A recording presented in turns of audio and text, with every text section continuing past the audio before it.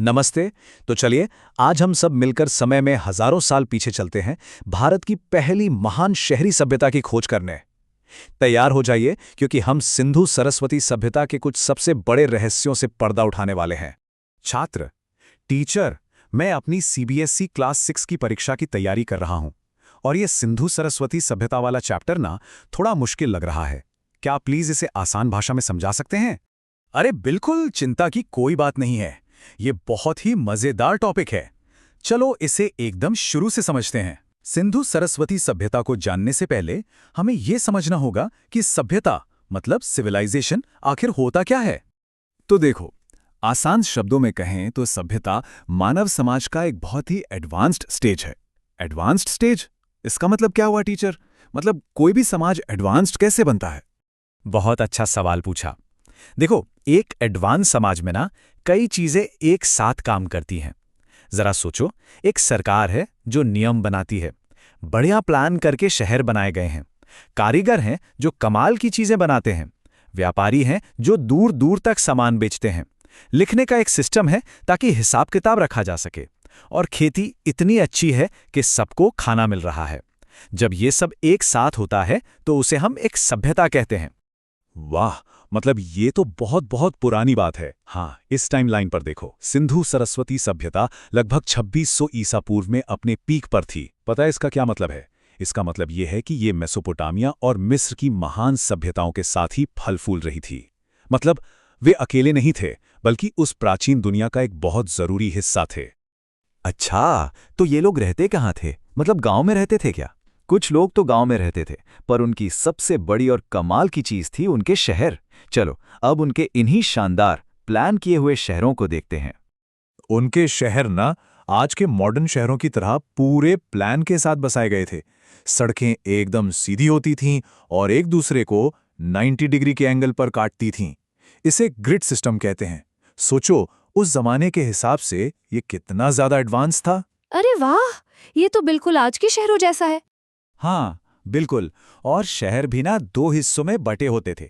एक था ऊपरी नगर, जिसे दुर्ग भी कहते हैं।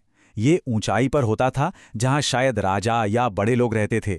और दूसरा था निचला नगर, जो बड़ा इलाका था जहां आम लोग रहते थे। अरे हाँ, मैंने मोहनजोदाड़ो में एक फेमस बिल्डिंग के बारे में पढ़ा है, वो महान स्नानागार।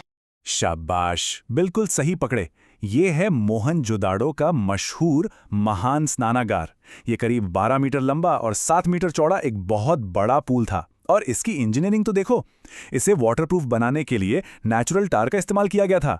पास के कुएं से पानी भरा जाता था और इस्तेमाल के बाद एक बड़ी नाली से निकाल दिया जाता था। लगता है कि इसका इस्तेमाल किसी खास धार्मिक मौकों पर होता होगा। छात्र, महान स्नानागार का ड्रेनेज सिस्टम तो कमाल का था। तो क्या वे हर जगह पानी को मैनेज करने में इतनी ही अच्छे थे? क्या बात है, तुमने तो एकदम सही सवाल पूछा। और इसी सवाल से हम अपने अगले सेक्शन पर पहुंच गए हैं। वो सच में पानी और व्यापार के मास्टर थे। टीचर, हर शहर में यहां तक कि लोगों के घरों में भी ढकी हुई नालियां थीं जो सड़कों के नीचे से जाती थीं। ये दिखाता है कि वो लोग साफ सफाई को कितना ज्यादा महत्व देते थे। सोचो, उस जमाने में पब्लिक हाइजीन का इतना ध्यान रखना कितनी बड़ी बात थी। लेकिन टीचर, गुजरात जैसे सूखे इलाकों में पानी कहां से आता होगा? वो इसमें भी एक्सपर्ट थे। धोलावीरा जैसे शहरों में उन्होंने बारिश के पानी को जमा करने के लिए चट्टानों को काटकर बड़े बड़े तालाब बनाए थे। वो पानी की एक एक बूंद की कीमत समझते थे। और पानी पर उनकी मास्टरी सिर्फ पीने या नहाने के लिए नहीं थी। गुजरात के लोथल में एक बहुत बड़ी जगह मिली है जिसे एक डॉकयार्ड या बंदरगाह माना जाता है। और ये इतना बड़ा था, 2 फुटबॉल मैदानों से भी बड़ा, कि यहाँ बड़े बड़े समुद्री जहाज आकर रुकते थे। यहीं से वो पूरी दुनिया से व्यापार करते थे। अच्छा, तो वो क्या खरीदते और बेचते थे? देखो, वो बहुत सी चीजें बेचते थे, जैसे कारिलियन नाम के खूबसूरत लाल पत्थर के मनके और सूती कपड़े। और बदले में वो तांबे जैसी धातुएं खरीदते थे जो उनके इलाके में आसानी से नहीं मिलती थीं। और अपने सामान की पहचान के लिए वो इन छोटी छोटी रहस्यमयी मोहरों का इस्तेमाल करते थे। ये सब तो बहुत मजेदार है, लेकिन वो लोग असल में कैसे थे? मतलब क्या खाते थे और फन के लिए क्या करते थे? चलो अब जरा उनकी रोजमर्रा की जिंदगी में झांक कर देखते हैं। उनका खाना पीना काफी अच्छा था। वो गेहूं, जौ जैसे अनाज उगाते थे, दालें, सब्जियां और फल भी खाते थे। वो जानवर भी पालते थे और मछली भी पकड़ते थे। उनकी खेती इतनी एडवांस थी कि वो बड़े बड़े शहरों का पेट आराम से भर सकते थे। और हाँ, वो सिर्फ काम ही नहीं करते थे, मजे भी करते थे।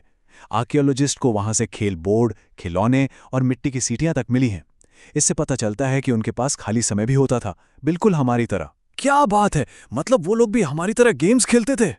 छात्र, टीचर, अब मेरा सबसे बड़ा सवाल है, अगर वो इतने एडवांस थे तो फिर वो सब गए कहाँ? हाँ, अब तुमने इस सभ्यता का सबसे बड़ा रहस्य पूछ लिया है। चलो बात करते हैं इस महान लुप्तता की। देखो, पहले लोग मानते थे कि शायद किसी ने उन पर हमला किया होगा और सभ्यता खत्म हो गई। लेकिन अब हमें पता चला है कि हड़प्पा के लोग बहुत शांति से रहते थे। हमें वहां से कोई बड़ी सेना या बहुत सारे हथियार नहीं मिले हैं। तो आज के एक्सपर्ट्स दो बड़ी वजह मानते हैं। पहली, क्लाइमेट चेंज। मौसम बहुत ज्यादा सूखा हो गया, जिससे खेती करना लगभग नामुमकिन हो गया। और दूसरी वजह, सरस्वती जैसी बड़ी और जरूरी नदियां सूखने लगीं। ये एग्जाम के लिए एक बहुत जरूरी टिप है। याद रखना कि पर्यावरण में बदलाव का उन पर कितना गहरा असर पड़ा। तो ये पूरी तरह से एक अंत नहीं था, बल्कि एक बड़ा बदलाव था। लोग शहरों को छोड़कर वापस गांवों की तरफ चले गए, लेकिन वो अपनी स्किल्स और अपना ज्ञान अपने साथ ले गए, जो बाद में आने वाली सभ्यताओं का हिस्सा बना। बहुत बढ़िया। अब एग्जाम की तैयारी के लिए क्या तुम मुझे फटाफट बता सकते हो कि सबसे जरूरी पॉइंट्स क्या थे? जी टीचर, बिल्कुल। ठीक है, तो मेन पॉइंट्स ये हैं। 1, उन्होंने कमाल के प्लान किए हुए शहर बनाए। 2, वो पानी के मैनेजमेंट और ट्रेड में मास्टर थे।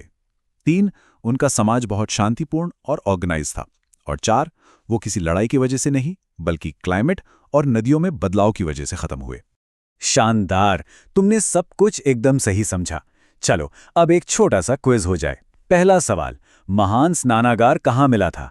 धोलावीरा, हड़प्पा या मोहनजोदड़ो? सही जवाब है सी, मोहनजोदड़ो। दूसरा सवाल, हड़प्पा के लोगों का एक मेन एक्सपोर्ट क्या था?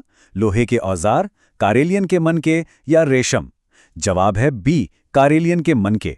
और आखिरी सवाल, उनके पतन के 2 मुख्य कारण क्या हैं? युद्ध और अकाल, जलवायु और नदी में बदलाव, या बाढ़ और बीमारी? बिल्कुल सही, जवाब है बी। बहुत बढ़िया, तुम्हारे एग्जाम्स के लिए ऑल द बेस्ट।